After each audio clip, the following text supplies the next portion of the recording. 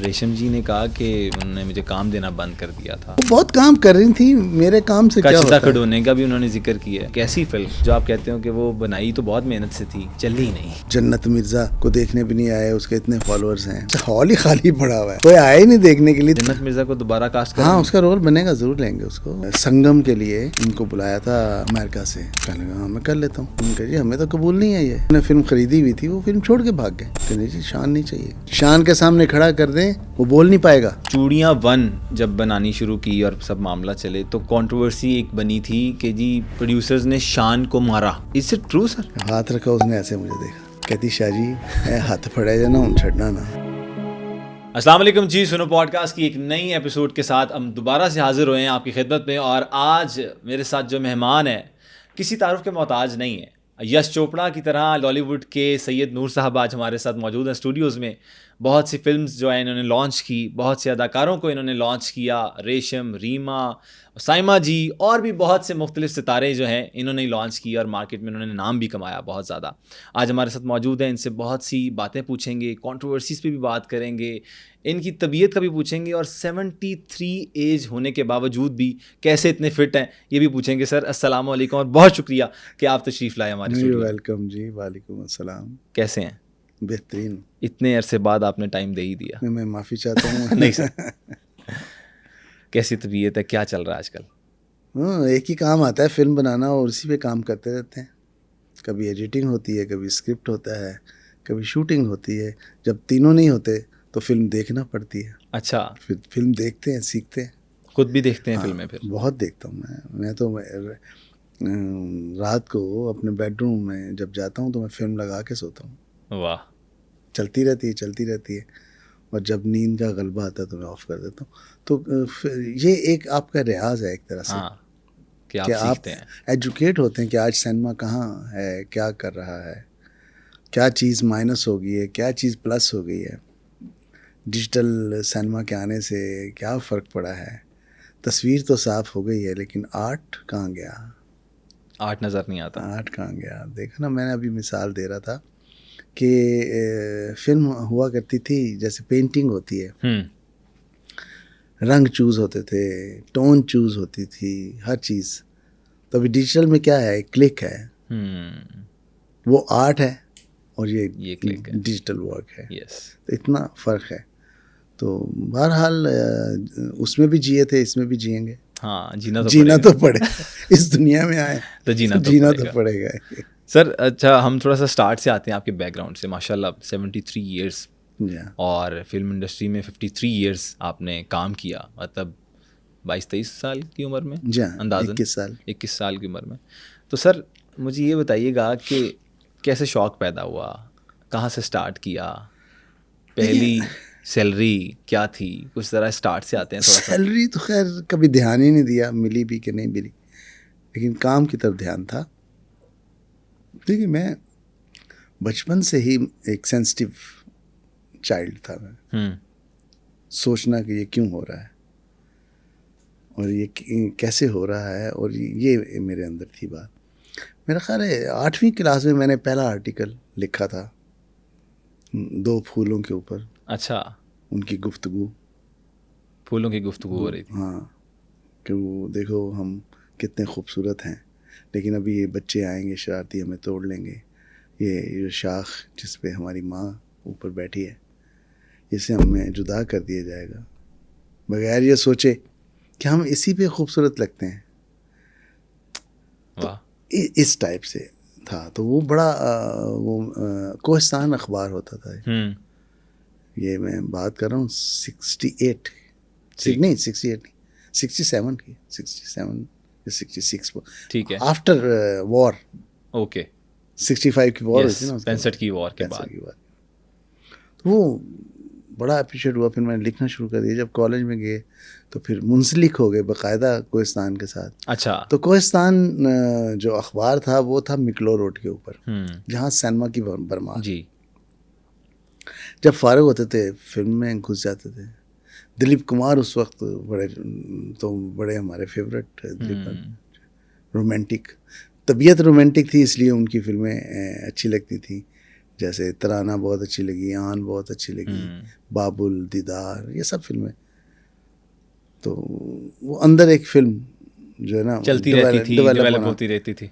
तो फिर ऐसा हुआ कि कोहिस्तान अखबार जो है बंद हो गया, हमारा रोटी रोज़ी वहाँ से ख़त्म हो गई। तो मैंने सोचा अब क्या करें, तो मैं अपने आप को लेके बैठा कि मुझे क्या करना चाहिए, कौन सी ऐसी चीज़ है जो मेरा शौक़ है और मेरा प्रोफेशन बन जाए। क्या बात है। तो मैं लिखना रखूँ जारी या क्या करूँ। तो आया कि नहीं, फिल्म मुझे बहुत है, डायरेक्शन, फिल्म की डायरेक्शन करनी। तब मैंने 70 में आ गया था। तो 70 में आके मैंने जनाब एस सुलेमान साहब जो मेरे उस्ताद मोहतरम हैं, संतोष साहब के और दर्पण साहब के छोटे भाई, जिनका फिल्म इंडस्ट्री में बड़ा एक मुकाम और उन्होंने फिल्म इंडस्ट्री को एक पुश भी किया, उनके पास मैं आके असिस्टेंट हो गया। अच्छा। 5 साल में उनको असिस्ट किया, 5 years। आज का बच्चा तो 2 महीने के बाद कहता है जी मैं डायरेक्टर बन गया हूँ।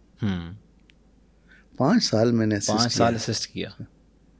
76 में मैंने पहली फिल्म लिखी बतौर राइटर, वो मुझे एक चांस में मिल गया, मैंने लिख दी। मैंने screen play, actually film writing is a screen play, total based on screen play. आप अंग्रेज़ी फिल्में देखें, वहाँ कहीं आपको ये लिखा हुआ नहीं मिलेगा स्टोरी बाय और डायलॉग बाय, ना, स्क्रीन प्ले बाय।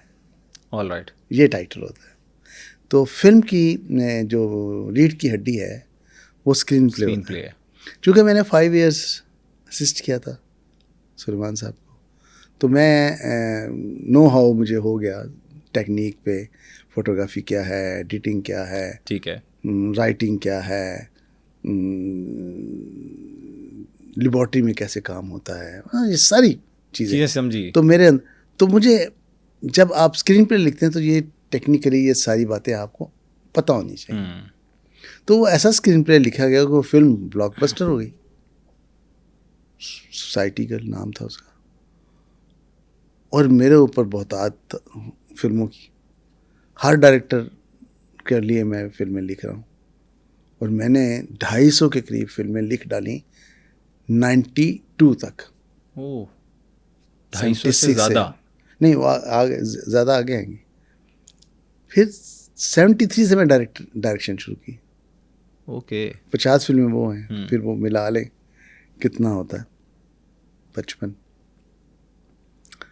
तो ये मेरा था सफ़र कि 250 फिल्में लिखने के बाद डायरेक्टर बना, और डायरेक्टर बनने के बाद मैंने मैक्सिमम वो फिल्में बनाई जो डिफरेंट थी, एक से एक नहीं मिल रही थी। अच्छा।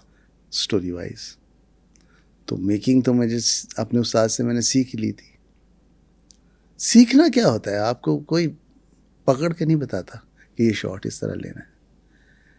आप वॉच करते हैं, ऑब्जर्व करते हैं, और जब आप स्क्रीन पे देखते हैं तो आपको याद आता है ये इस तरह लिया था, इस तरह लिया जाए तो गलत होगा, इस तरह लिया जाए तो सही होगा, इस तरह लिया जाए तो और बेहतर होगा। मैं ये आपकी अब सोच बनती है। ठीक। तो इस तरह मैं डायरेक्टर बन गया, और अभी तक डायरेक्टर हूँ। वाह। और आगे देखो क्या होता है। सर कोई अभी प्लान है कुछ लॉन्च करने का? जी हाँ, बिल्कुल। मेरा तो कहीं भी गैप नहीं है, लेकिन हालात ऐसे हैं इस वक्त मुल्क के, लोगों के पास पैसे नहीं है फिल्म देखने के लिए, क्योंकि उनको बिलों की फिक्र है, बिजली के। देखिए, सिनेमा एक तफरीह है, और तफरीह के लिए इंसान उस वक्त तैयार होता है जब वो आसूदा होता है, जब उसने बिजली का बिल दिया होता है, बच्चों की फ़ीस दी होती है, रिलैक्स होता है। हाँ जी, घर का राशन डाला होता है, फालतू पैसे होते हैं, क्या करें, चलो फिल्म देखते हैं। चलता है। तो भी फालतू पैसे नहीं है लोगों के पास। ये कुछ लोग हैं जो फिल्म से लव करते हैं, वो पता नहीं कैसे आ जाते हैं। और फिर मल्टीप्लेक्स में टिकट इतना महंगा हो गया, मासिस को दूर कर दिया इन्होंने। जो मेरी फिल्म थी एक चूड़ियाँ, बिल्कुल 35 रुपये की टिकट थी वहाँ, तो 40 करोड़ का बिजनेस था। 35 रुपीज़, यहाँ 1200 रुपये का, 1500 रुपये का टिकट है, और इतना बिजनेस किसी फिल्म का नहीं होता। इसके रीज़न क्या है कि मासिस, पूरी फैमिलीज आती थी फिल्म देखने के लिए, बार बार आती थी, अफोर्ड करते थे। सर लेकिन बॉलीवुड बंद होने के बाद कोई इफेक्ट नहीं ज़्यादा आया? बिल्कुल सिनेमा लोग जाना छोड़ गए, देखें ये देखना छोड़ हमारे गए। हाँ बिल्कुल, पता नहीं कि मुझे नहीं समझ आई क्या रीज़न, क्या समझते हैं आप कि ये बंद करने की? लोग नहीं, बंद तो इंडिया की तरफ से हुआ था, ठीक है। हमारी तरफ से तो नहीं हुआ, इंडिया की तरफ से हुआ था। मोदी की कोई पॉलिसी थी ऐसी, उन्होंने बंद किया था। तो लेकिन हमारे लोगों ने फिल्म सिनेमा जाना छोड़ दी, इंडियन फिल्म्स के लिए जाते थे। बज़ाहिर तो यही लगता है सर। हाँ, तो कुछ कदरे हौसला दिया मौला जट ने, हाँ, लशारी साहब की फिल्म ने, तो बड़ा अच्छा रहा। तो फाइट बैक करनी है। अभी देखें ना, इंडियन पंजाबी फिल्म आती है, जी, लोग जाते हैं। लोग जाते हैं। तो मैंने इसीलिए एक ऐसी पंजाबी फिल्म बनाई है जो पाकिस्तानी टच तो होगा उसमें, लेकिन इंडिया को भी टफ टाइम देंगे उसमें। अच्छा, हाँ, उस फिल्म का नाम है ललकारा सिंह इन लाहौर। ललकारा सिंह इन लाहौर। ललकारा सिंह यंग बॉय, ठीक है। टीनेज बॉय है जो लाहौर आया है लाहौर देखने के लिए, चंडीगढ़ से ठीक है। वीज़ा लेके, और ऐसे इम्प्रेशन के साथ आया कि क्या होगा लाहौर, हमारा जो चंडीगढ़ ऐसा है, हाँ। हमारा पंजाब ऐसा है। वो जब आके लाहौर देखता है, थ्रू हिज आइज मैंने एक्सप्लोर किया है लाहौर, पुराना लाहौर और नया लाहौर। और वो देखता है तो लोगों से मिलता है, लोगों की मोहब्बत, लोगों की चाहत, लोगों के रवैये, खाने, लोकेशंस, सड़कें, हर चीज़, सफाई, ये सब देखता है और सब लोगों से मिलता है, और उसका माइंड चेंज होता चला जाता है लाहौर के बारे में। हाँ, पाकिस्तान के बारे में। Lahore is the face of Pakistan. तो वो जनाब यहाँ रिश्ते बन जाते हैं दोस्तियों के उससे। जब जा रहा होता है कहता मैं तो पता नहीं क्या सोच के आया था, लेकिन अब ये सोच के जा रहा हूँ कि मैंने हिंदुस्तान को बताना है कि जिन्हें लाहौर नहीं वेखे हो जमिया नहीं। वाह, आप इसको दोबारा से ज़िंदा करने लगे हैं जुमले को, हैं? हाँ। अभी भी है, लेकिन एक चीज़ है कि अब वाकई लाहौर लाहौर है, ये तो हर बंदा मानता है और इसमें कोई शक भी नहीं है। जी हाँ। इनकी मेहमान नवाजी की बात हो, इनकी खानों की बात हो, पकवानों की, तो वो भी मुनफरिद हैं। अच्छा सर, जब आप फिल्म्स बनाते रहे, मतलब 300 से ज़्यादा फिल्म्स बन जाती हैं, कोई ऐसी फ़िल्म जो आप समझते हो कि बहुत दिल के करीब हो, और कोई एक ऐसी फ़िल्म जो आप कहते हो कि वो बनाई तो बहुत मेहनत से थी, चली ही नहीं? हाँ, दिल के करीब तो खैर सारी फिल्में हैं, लेकिन एक फ़िल्म का मुझे बहुत अफसोस है, रिसेंटली जो मैंने बनाई थी, तेरे बाजरे दी राखी, जन्नत मिर्ज़ा, जिसको जिसमें आपने लीड पे लिया था। बिल्कुल, लीड पे। यस। उसमें और भी लोग थे, मसलन सैमा जी भी थी। हाँ जी। उसमें बाबर भी था, उसमें हीरो नया इंट्रोड्यूस हुआ था, उसमें शफकत चीमा भी था मेरा ख्याल में, बहुत सारे लोग थे। ठीक है। लेकिन वो फिल्म आए नहीं लोग देखने। चलना ना चलना दो बात की बात है। आप आए, हाउसफुल हो, आपको फिल्म बुरी लगे तो आप कहें जी बकवास है, फिल्म फ्लॉप है। हाँ, ठीक है। अब हॉल ही खाली पड़ा हुआ है, कोई आया ही नहीं देखने के लिए, तो आप उसको बुरा कैसे कह सकते हैं? बिल्कुल, जब आपने देखी ही नहीं है, आप किसी चीज़ को देखे बगैर कैसे कह सकते हो कि ये अच्छी नहीं है, बुरी? लेकिन यही प्रोपेगेंडा हुआ सोशल मीडिया पे जी, फिल्म देखने नहीं आए लोग, लोगों को पता था बुरे हैं। किसी ने कहा जी जन्नत मिर्ज़ा को देखने भी नहीं आए, उसके इतने फॉलोअर्स हैं। हाँ, 25 मिलियन सर फॉलोअर हैं, ये तो फैक्ट है। लेकिन बात यह है कि उन 25 फॉलोअर्स का मिलियन मतलब फिर फॉलोअर्स भी सर, फॉलोअर्स मतलब ही ये है कि आप उसे फॉलो करते हो, उसको देखते हो, उसे पसंद करते तो हो। आप हम लोग जो फिल्म के मालिक थे, हमने उस फिल्म को फेंक दिया, उसकी कोई हाइप नहीं बनाई, उसको बताया नहीं। देखें, आज आप एक इनविटेशन शादी का भेजते हैं ना, हाँ जी। अपने रिश्तेदार को, पहले इनविटेशन भेजते हैं, फिर आप फ़ोन करते हैं, हाँ, फिर आप जब करीब आता है तो याद रखना आना है, हाँ, तीसरा फ़ोन करते हैं, चौथा Yes. फ़ोन। तो ये तो नहीं कि आप फिल्म लगा दें और कहें जी लोग आ जाएंगे, लोग नहीं। नहीं, तो ऐसा नहीं लोग होता। अभी ये जो फिल्में कामयाब हुई हैं उनके पीछे हाइप देखे कैसे, चैनल्स ने रिलीज़ की है, चैनल उसके मालिक थे, Yes. उन्होंने प्रोड्यूस की थी। तो अनफॉर्चुनेटली हमारे जो प्रोड्यूसर थे उन्होंने उस लेवल पे इसको नहीं देखा। बजटिंग इस तरह से रिलीज़ नहीं की कि क्या वजह क्या बनी थी इस पे? बजट वैसे तो टोटल कितना आया था सर मूवी पे? मूवी पे 6 करोड़ 6-7 करोड़। इतना ही होगा। तो सर क्या मीडिया रिलीज़ सही तरह से नहीं हो सकी? रिलीज़ नहीं किया ना, यानी हाइप नहीं बन हाइप सकी। नहीं बनाई सोशल मीडिया के थ्रू, और ये प्रीमियर्स। एग्जैक्टली। बस कुछ होता है, मुकद्दर की भी बात होती है। लेकिन यार दोस्तों ने बड़ा बना लिया जी, जन्नत मिर्ज़ा को सैयद नूर कहता जी उसके फॉलोअर्स नहीं देखने आए। भी उसके फॉलोअर्स को पता चलेगा तो आएगा ना। और फिर नहीं सर, उन्होंने अपने भी सोशल मीडिया पे नहीं लगाई थी ये चीज़। आई डोंट नो, मुझे इसके बारे में नहीं पता, लेकिन उसने उस बच्ची ने बड़ा अच्छा काम किया था, बहुत अच्छी लगी थी, बहुत सोबर अंदाज में उसने काम किया था। और बस बैड लक। लेकिन सर ये डिसीजन आपका था कि इसको एज अ हीरोइन आपने लॉन्च करने का मैंने सोचा उनसे था? रब्ता किया था। अच्छा, लेकिन सर उन्होंने पहले कोई ड्रामा नहीं किया हुआ था, कुछ भी नहीं किया था? मैंने तो जितने लोग इंट्रोड्यूस कराए हैं सर, उन्होंने कुछ भी नहीं किया होता। हाँ, कुछ भी नहीं। देखिए, जब मैंने पहली फिल्म बनाई 93 में, कसम, इरम हसन और सलीम शेख को इंट्रोड्यूस कराया था उसमें, जावेद शेख के भाई। जी। दूसरी फिल्म बनाई जीवा, बाबर अली को और रेशम को इंट्रोड्यूस कराया। तीसरी फिल्म बनाई जीवा, सरगम, अदनान समी और ज़ेबा बख्तियार। अदनान समी की भी शायद लॉन्च उसी मूवी में हुई थी। यस। फिर घूंघट, अरबाज खान इंट्रोड्यूस हुए और शान छोड़ गए थे फिल्म इंडस्ट्री, इनको वापस बुलाया और उसमें साइमा और वो दोनों। फिर दीवाने तेरे प्यार के, मोहम्मद राना और जिया अली, ये बहुत चली थी वो फिल्म। इस तरह हर फिल्म में लोगों को मैंने, इसलिए कि जब आप नए लोगों के साथ काम करते हैं, पहली तो बात यह है कि आपकी आंख ऐसी होनी चाहिए कि आप टैलेंट को पहचान लें। यस, डायरेक्टर आए। और दूसरी बात यह है कि आप जब नए लोगों के साथ काम करते हैं तो खुद भी नए हो जाते हैं। हाँ, इट्स ट्रू। आपका काम भी नया हो जाता है। बिल्कुल, आपको पता चल जाता है अब नए यूथ में किस तरह से चलना है, कैसे वो क्या पसंद है, ना पसंद है। मिसाल के तौर पर पता चल जाता है प्रोज एंड कॉन्स। एक एक्टर है जो ऐसे कप उठा के ऐसे रखता है, 4-5 फिल्मों में रख चुका है वो इस तरह, क्योंकि वो सुपरस्टार है। यस। अब नया एक्टर जब आएगा, जब वो ऐसे रखेगा तो वो नया लगेगा। इसलिए नए लोग जो हैं आपकी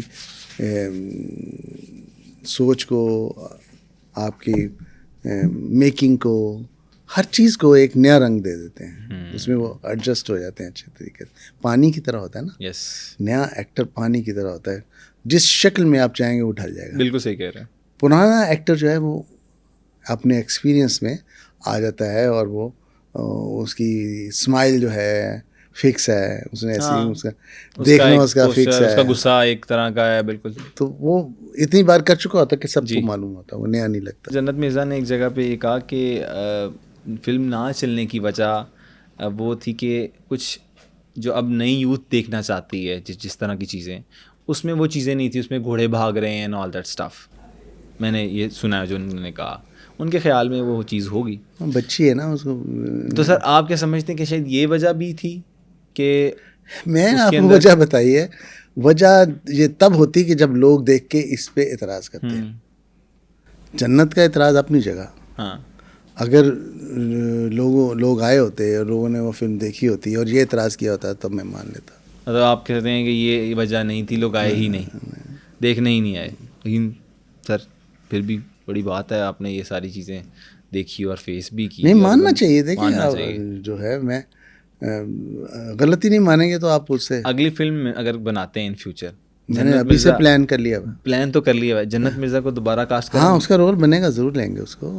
मेरी प्रोडक्ट है वो। क्या बात है, मेरी प्रोडक्ट है।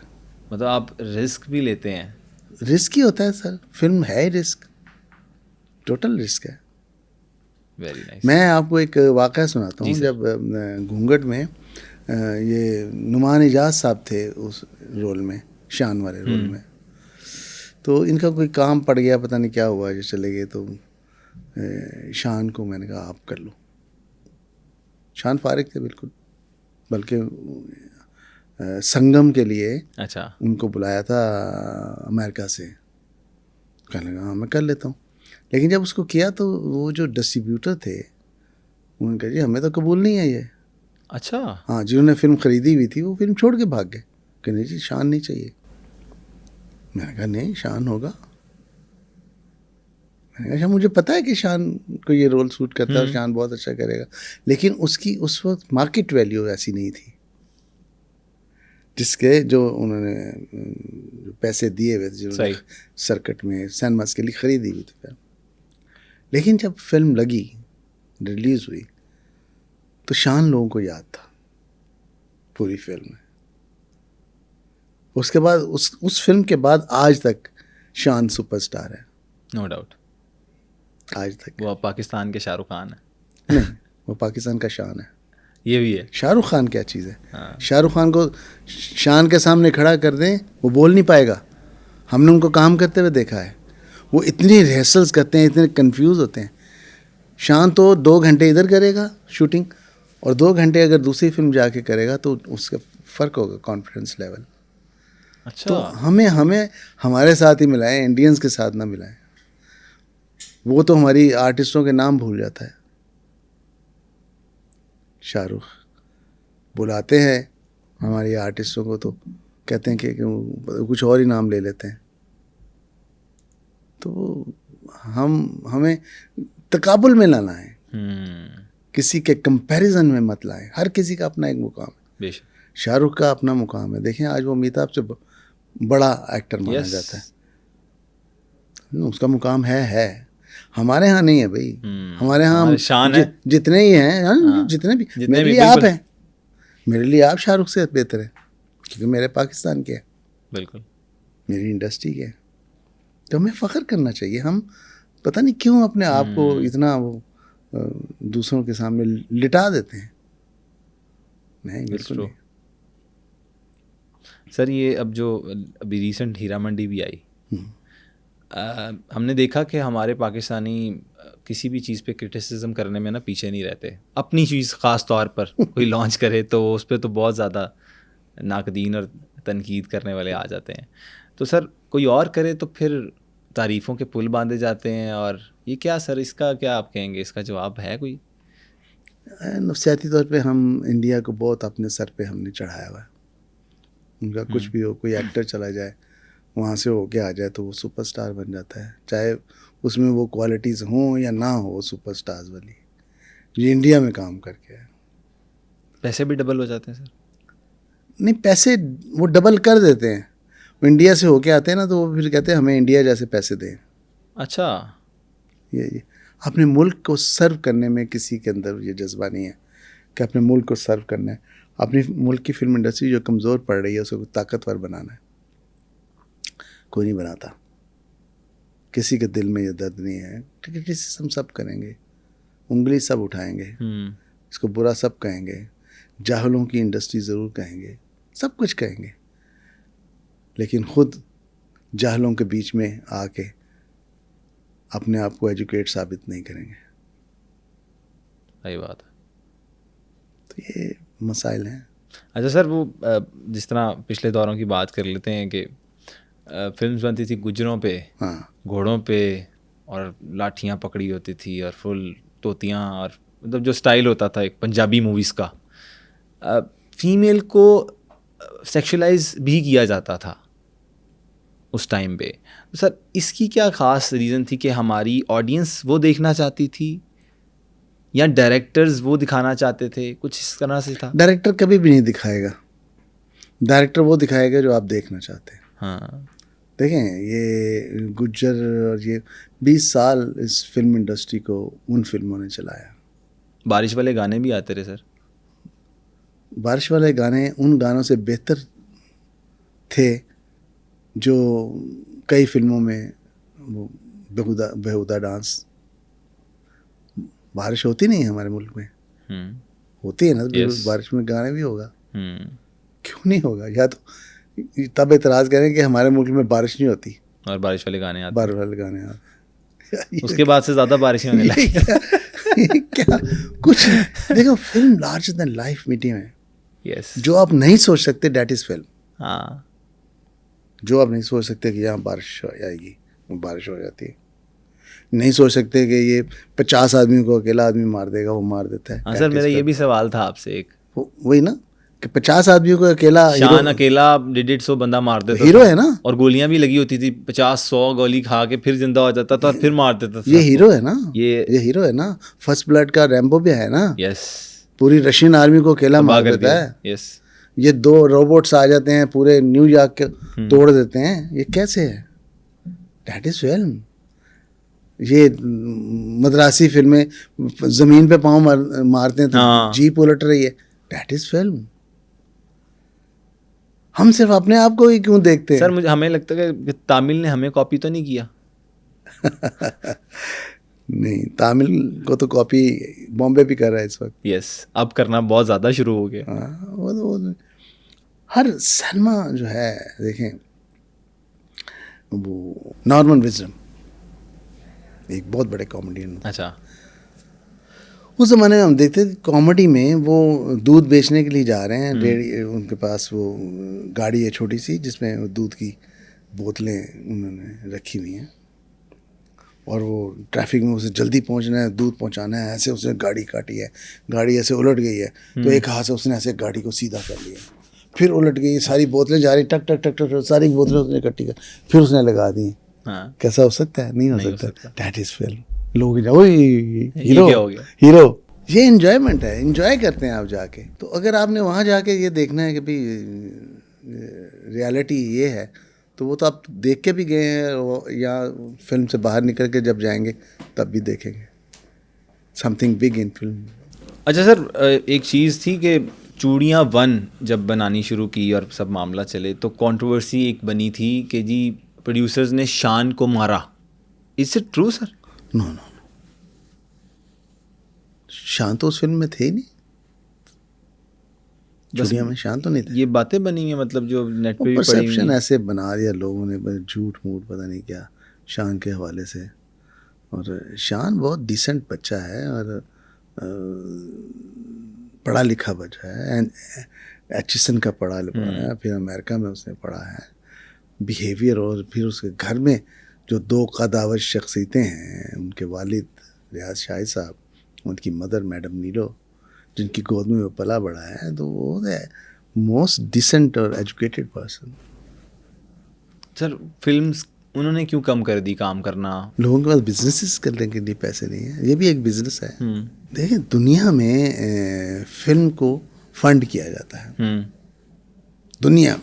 ये चार्ली चैपलिन, ये प्रोडक्ट थी, फंडेड प्रोडक्ट थी, इसके पैसे दिए गए थे, फिल्म्स बनाए। यहाँ हमारे यहाँ बहुत सारे डायरेक्टर्स हैं जो फंडेड हैं, जिन्होंने जिनकी फिल्में फंडेड थी, उस पर ख़ास वो इशू बेस फिल्म उजागर करना। बिल्कुल ठीक है।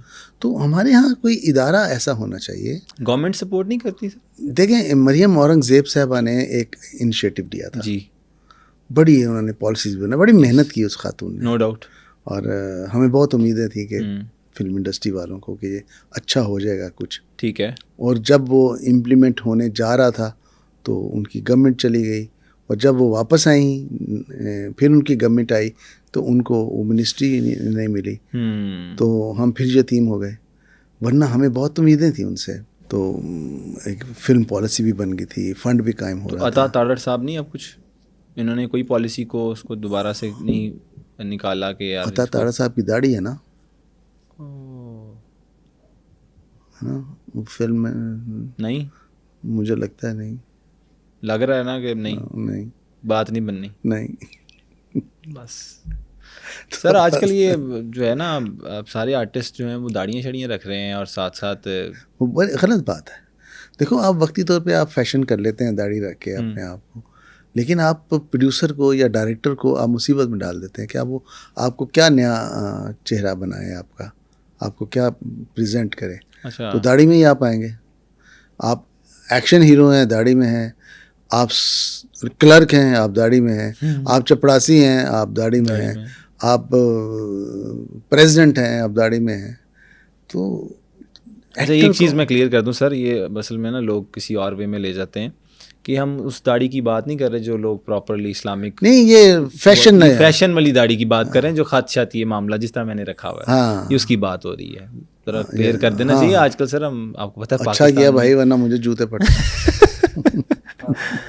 तो ये चीज़ आप लोगों को पहले क्लियर कर दी जाए। अच्छा सर, अब आपको मतलब प्रॉब्लम होती है इन आर्टिस्ट के लिए कि जब ये नहीं, मैं सोचता हूँ कि यार मैं इस हीरो को अगर लूँ तो मैं इसको अपना कोई गेटअप देना चाहूँ तो मैं कैसे दे सकता हूँ। उसको कहूँ शेव कर दो, वो कहेगा नहीं, मेरी 3 फिल्मों की कंटिन्यूटी है। ओ तेरी खैर, और वो तो शेव कर ही नहीं सकते। कर ही नहीं सकता, मुझे मजबूरन उसको उसी तरह लेना पड़ेगा। तो ये बांधने वाली बात है क्रिएशन को। तो ये गलत है। मैं आप किसी भी एक्टर को देख लें, बड़े दिलीप कुमार से लेके आप अमिताभ बच्चन तक आ जाए। अमिताभ बच्चन ने तो बुढ़ापे में आके रखी है ना दाढ़ी, सब क्लीन शेव थे, क्लीन शेव होता। सर शान की कोई ऐसी बात जो शेयर करना चाहें ऑडियंस के साथ? शान को आप मेरे सामने नेगेटिव नहीं साबित कर सकते। आप इस इंतज़ार में है कि कोई ऐसी बात हो। मैं बार बार शान की जितनी बड़ी मैंने बात कर दी है, लेकिन मैं उसके बाद तो कोई बात ही नहीं। खूबी की बात कर रहा हूँ। खूबी मैंने कितनी बड़ी खूबी बयान की है कि एचिसन का पढ़ा हुआ है, अमेरिका का पढ़ा हुआ है, मैडम नीलो की गोद में पला है, रियाज शाह साहब का बेटा है, और सेल्फ नेगेशन उसमें बहुत है, किरदार में घुसना उसको आता है, वो किरदार बनना आता है। कोई एक कैरेक्टर जो आपने दिया हो जो ना कर सके हो, कोई ऐसा नहीं? देखिए, उसका जब कम बैंक है शान का, जब अमेरिका से मैंने बुलाया तो 2 फिल्में मैं कर रहा था। अब मैं उसकी खूबी बताने लगा। एक थी घूंघट, ठीक है, जिसमें वो एंग्री मैन था। अच्छा। एक ऐसा आशिक जिसकी बिलवड की शादी हो गई हुई है और वो उसको तंग कर रहा है। वो उसके पीछे उसका बैकग्राउंड म्यूजिक जब आता था तो लोग घबरा जाते थे, ऐसा खौफनाक रोल था। उसमें दाढ़ी वाड़ी थी उसकी। पैरेलली दूसरी फिल्म मैं कर रहा था संगम। अच्छा। जिसमें वो एक शीशे के कमरे में बंद है, वो बाहर नहीं निकल सकता, और वो एक जो उसको फैसिलिटी मिली हुई है टीवी देखने की, ये देखने की, तो उसमें वो एक पॉप सिंगर को देख लेता है और इन लव हो जाता है, और वो बाहर नहीं निकल सकता। और वो अमीर बच्चा है, बाप ने बनाया हुआ उस शीशे का घर, उसमें वो सांस का मसला है उसका। तो डॉक्टर एक है, वो अरेंज करती है, उस सिंगर को बुलाती है कि एक मरीज़ है, उसको आप देखें। वो गाना नहीं, आप प्यार दिल में जगह, उसी में सही हो गया वो रेशम। तो फाइनली वो उस लड़की की खातिर वो शीशे का घर तोड़ के बाहर निकल जाता, मौत की परवाह नहीं करता, तेरी खैर, और मर जाता है इन द एंड। आशिक मर जाता है। और ये दोनों रोल थे। अब आप उसकी एबिलिटी देखें, उसके एक्टिंग की, ना, एक तरफ क्या कर रहा है, दूसरी तरफ क्या कर रहा है। तो हमें बहुत बड़ा एक्टर मिला है नदीम साहब के बाद। अच्छा सर, रेशम की बात हुई तो पिछले दिनों एक पॉडकास्ट में रेशम जी ने कहा कि मेरे करियर में बड़ा किरदार तो है सैयद नूर साहब का, लेकिन उन्होंने मुझे काम देना बंद कर दिया था। ऐसा है? नहीं, मैंने काम किया, वो बहुत काम कर रही थी, मेरे काम से क्या होता है। खड़ोने का भी उन्होंने जिक्र किया है। हाँ, उसमें मुझे उन्होंने मिसयूज़ तरह किया है थोड़ा सा। अच्छा, एक फिल्म में मिसयूज़ किया तो बाकी फिल्मों में क्या किया? और फेवरेटिज्म होता था, ये तुम वो, इस तरह की बातें। इस तरह की बातें नहीं करनी चाहिए। बहरहाल अल्लाह उसका भला करे। मैंने तो उसके साथ बहुत अच्छा किया हुआ है, तो अगर वो नहीं समझती तो ना सही, लेकिन मैं उसके लिए कोई बात नहीं करूँगा। सही हो गया। बड़ेपन का मुजाहरा करना चाहिए इंसान को। मैं उसको सिखाया है और उससे सीखा नहीं है। अगर वो मुझे ये सिखाना चाहती है कि उसकी तरह मैं भी बोलूँ तो मैं नहीं बोलूँगा। रीमा जी को किस तरह से लॉन्च किया? रीमा जी को मैं राइटर था। और फिर हम तीनों का जिक्र कर लेता हूँ, फिर सर आप बता दीजिएगा कहानी। रेशम जी को किस तरह से लॉन्च किया, साइमा जी को, और ये सारे जितने बड़े सितारे आपने लॉन्च किए, किस किस तरह से लॉन्च किए, ढूंढे कहाँ से नगीने? रेशम के बारे में तो ये है कि मैं एक अवार्ड में था, तो उसमें ये मुझे मिली कि मैं फ़िल्म में काम करना चाहती हूँ। अच्छा। मैंने कहा हाँ ज़रूर। फिर ये क्रेडिट देती है मेरी वाइफ को, कि रुखसाना को जी, कि जी मुझे उन्होंने, हालांकि वो जानती भी नहीं थी इसको कुछ भी, तो मैंने इसको कर लिया। तो आई डोंट नो क्यों ऐसा वो क्यों करती है। बहरहाल वो मेरी एक कमिटमेंट थी। फिर एक वक्त आया कि उसने फिर मुझे याद दिलाया, मुझे अपने घर बुलाया। मुझे याद है, इनका एक घर होता था इधर, वहाँ गया मैं। बड़ा वो रमज़ान था, मुझे याद है। तो शी वॉज शिवरिंग, जब मुझे दे रहे थे ना वो कुछ चाय या, हाँ जी। तो इतनी नर्वस थी, इतनी वो थी। तो मुझे अच्छा लगा कि यार ये पैशनेट है। तो मैंने उसको ना उसका कुछ नहीं देखा हुआ था। वो कहती ना मैंने टीवी किया, ये हाँ। किया, वो किया, मैंने कुछ नहीं देखा हुआ था, ना मैंने आज तक देखा है उसको टीवी पे। फिर इसकी बहुत सारी चीज़ें ऐसी थी जिसको मुझे लगा था कि परफेक्ट होने वाली है, इसको डेंटिंग पेंटिंग की ज़रूरत है। तो वो फिर मैं बताऊंगा नहीं कि क्या है, लेकिन मैंने उसको कन्वे कर दी। नहीं, मैंने साथ ले जा के उसको ट्रेंड किया, उसको वो सारा कुछ सिखाया, सब कुछ उसका ठीक किया कि ये तुम्हारा गलत है, ये तुम्हारे जो चीज़ें हैं इनको ठीक करो इस तरह, और ठीक कुछ चीज़ें ठीक कराएं भी। तो इंसान को ये याद रखना चाहिए, सिर्फ स्क्रीन के सामने किसी को ले आना और कैमरा चला देना ये कोई काम नहीं है। उस तख्लीक को आपको प्रोसेस से गुजार के उसको एक शाहकार बनाना पड़ता है। और मैंने बहुत बड़े बड़े रोल कराए उनसे, और उसके बाद बहुत फिल्में जो कर रही थी करती रहीं, फिर करती रहो। आपको मैंने अगर 10 फिल्में बनाई हैं तो उन्होंने 70 फिल्मों में काम किया है, तो भी आप अपना अपना अपना वहाँ दिखा देती उन 70 फिल्मों में। मेरी 10 फिल्मों की क्या ज़रूरत थी आपको? तो ये सीन था। और मीरा जी का? मीरा जी को मैंने इंट्रोड्यूस नहीं कराया, ठीक है, लेकिन मेरी फिल्मों में ज़रूर काम किया। हाँ। उनके साथ काम करना आसान था या मुश्किल था? नहीं, वो बहुत सीधी सी लड़की है यार, उसको लोग ऐसे तमाशा बनाते हैं, वो बहुत उसके अंदर बड़ा काम करने का जुनून है। बहुत सारी जगहों पे उसने प्रूव भी किया है कि वो अच्छी आर्टिस्ट है। अब लोग उसका ऐसे बना लेते हैं, जानबूझ के ऐसा कोई माहौल क्रिएट कर देंगे, इंग्लिश पे ऐसी कोई बात कर देंगे। अब उसको शौक है तो यार ठीक है, हिम्मत है, करने दो उसको। सही। रीमा जी को? रीमा जी को मैंने ये मुझे बुलंदी में मैं राइटर था, ठीक है, और इनको हमारे एक दोस्त थे वो लेके आए थे, शान और ये दोनों, उसमें इंट्रोड्यूस हुए थे। डांस बहुत अच्छा करती थी ये, यही इनकी क्वालिटी थी इंट्रोड्यूस कराने की। बाद में इन्होंने फिल्में भी अच्छी की, परफॉर्मेंस भी अच्छी की, लेकिन डांस इनका हमेशा डोमिनेट किया। सही। जो एक इनमें मेन चीज़ थी, जिस तरह हर अदाकार में होती है, किसी का डायलॉग डिलीवरी अच्छी होती है, किसी के एक्सप्रेशन अच्छे होते हैं, तो इनका डांस था। और सर एंड पे मैं पूछना चाहूँगा कि साइमा जी से मुलाकात कहाँ हुई? साइमा जी से मुलाकात मेरी स्टूडियोज़ में ही, मैं जब राइटर था तो मेरी फिल्मों में इन्होंने रोल किए थे। रोमांटिक तो आपने बता दिया आप थे और हैं भी। हाँ भी, और मैं इसके साथ मेरा बिल्कुल रोमांस नहीं था। मैं अच्छी लड़की थी, कम गो थी, और बल्कि बुलंदी में भी इसको सोचा गया था, लेकिन ये ऑलरेडी चूँकि कर रही थी, तो वो जावेद फाज़ल साहब मेरे जो डायरेक्टर थे वो कहने लगे यार ये कर रही है, हमें बिल्कुल नया फेस लेना चाहिए उससे इंट्रोड्यूस। तो मैंने जब घूंघट बना रहा था तो उस फिल्म में नीली थी। अच्छा। इस रोल में जिसमें साइमा जी हैं। तो नीली को कोई काम पड़ गया, ऐसा हो गया, तो उसने प्रोड्यूसर ने कहा जी आप इसको साइमा जी को कर लें। मैंने कहा हाँ ठीक है कर लेंगे। ये चले गए उनके पास, तो उनको कहती है, घर बैठी हुई थी, सुल्तान रईस साहब की डेथ हो चुकी थी, उनकी ये हीरोइन थी, ठीक है, पंजाबी फिल्मों की थी, छोटी, लेकिन उसको पैड वैड बांध के और ये कपड़े ऐसे पहना के अंजुमन बना के तो पेश करते थे लोग। अच्छा। तो अंजुमन एक अपनी क्लास की खातून थी, उसकी कॉपी साइमा से कराते। ठीक है। साइमा कुछ और थी, ठीक है, जो किसी ने उसको पहचाना नहीं था। तो उसको लिया हमने घूंघट में, और मैंने यकसर उसको चेंज कर दिया। उसको कहा ओरिजिनल जो आप हैं उसमें आए। अच्छा।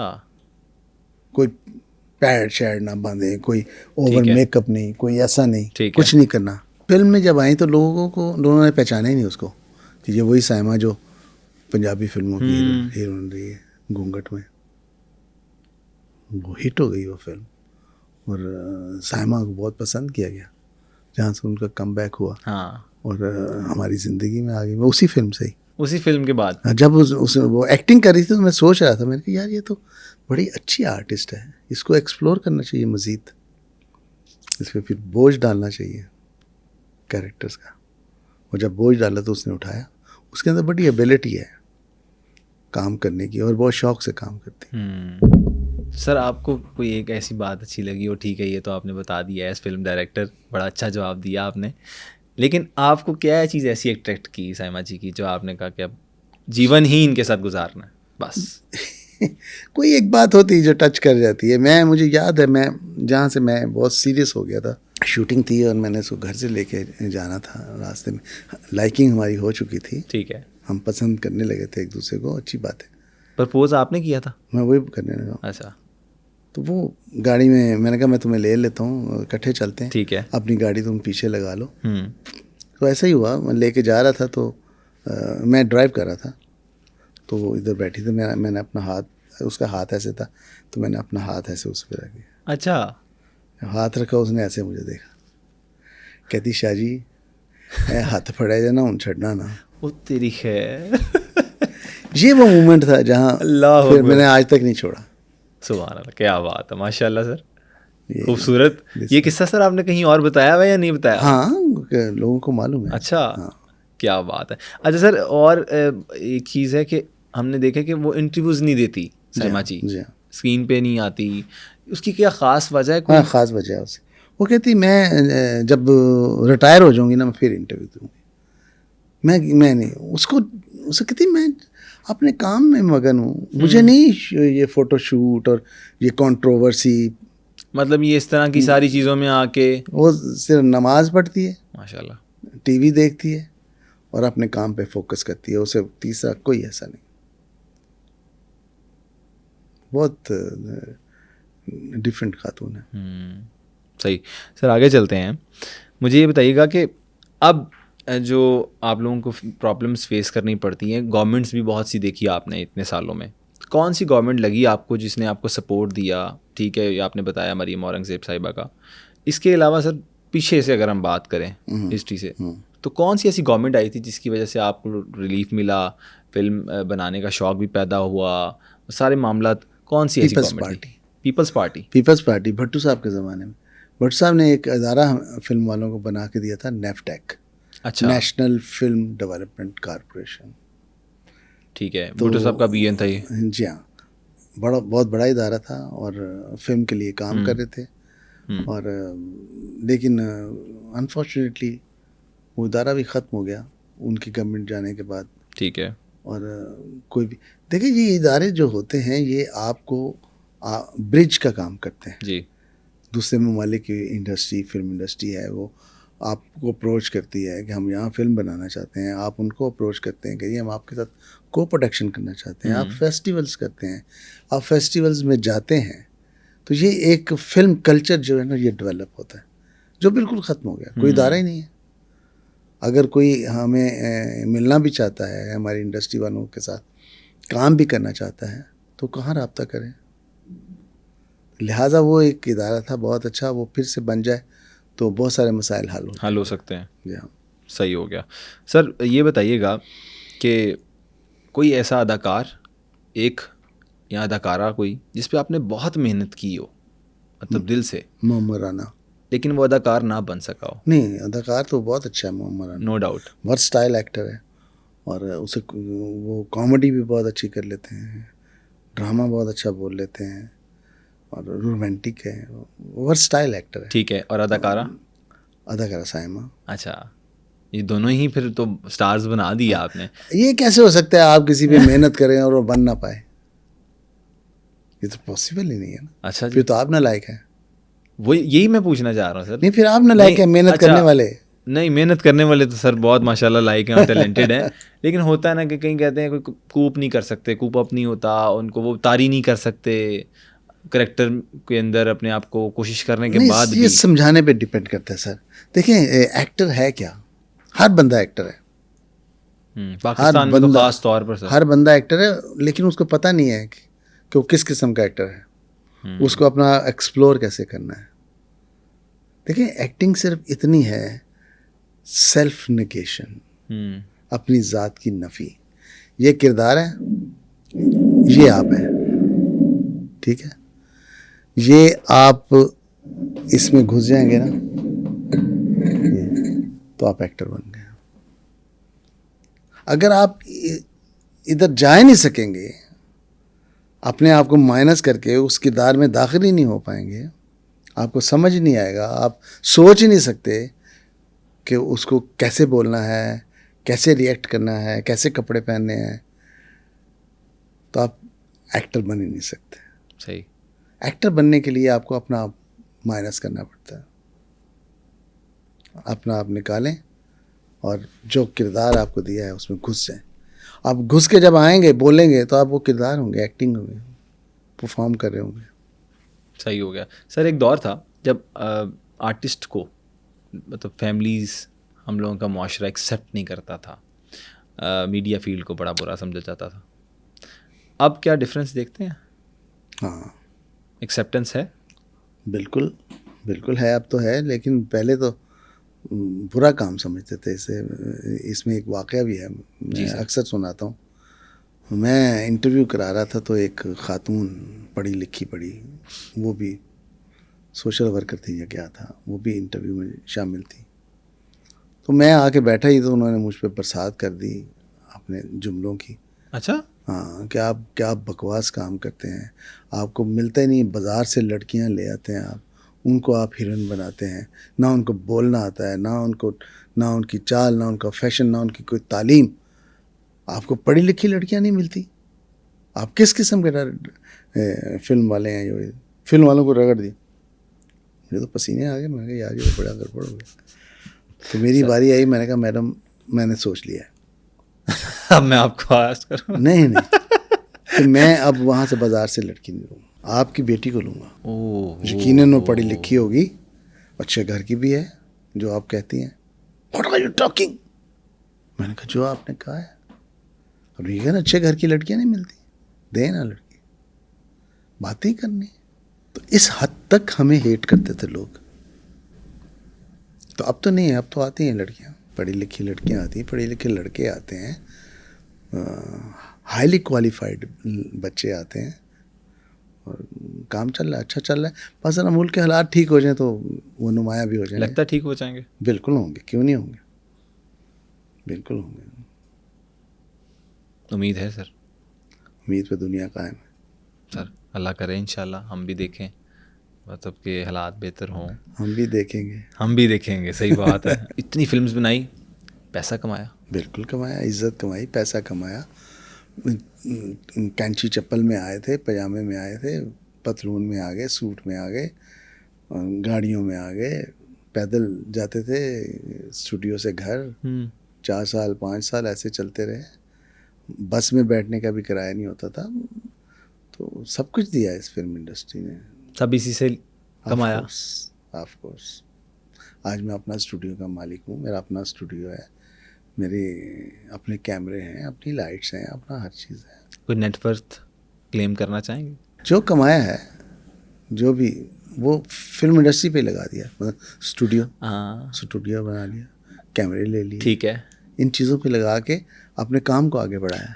अच्छा सर, कई डायरेक्टर्स हमने सुना है कि अपनी पर्सनल चीज़ें, लाइक इवन अपने ज़ाती घर बेच के फिल्म बना देते हैं।